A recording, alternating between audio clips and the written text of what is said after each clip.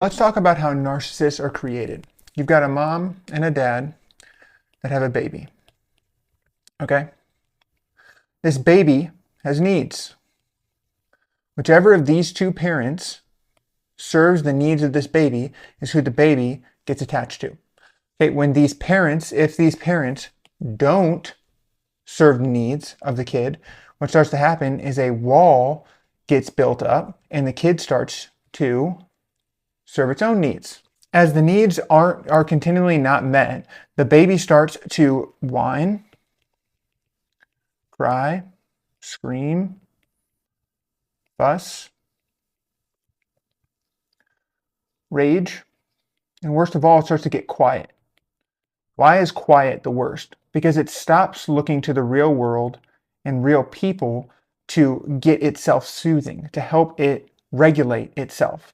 Right? It starts to, again, come back in on itself. So they're no longer looking to this real world to get their needs met. They're self-absorbed. And this puts you on the self-absorption continuum, right? So you start out as self-absorbed to get your emotional needs met so that you can regulate, right?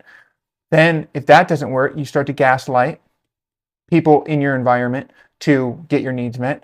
If gaslighting doesn't work, right, you start to get narcissism. And if narcissism doesn't work, you get into the actual psychopaths, right? This is the spectrum that you start on when you stop trying to get emotional needs met in the real world and real people, and you completely go into the self-absorbed place to get those needs met. What parents are supposed to do is help their kids label, regulate, and feel their feelings. Right? So when the kid goes up to cloud 9 and starts to whine and cry up here, parents are supposed to bring them back down. Right? Same thing, it's fuss, bring them back down. Label, regulate, and feel their feelings. That's what's supposed to happen. But there's so much trauma that's going on nowadays that we learn to dissociate and internalize our emotions.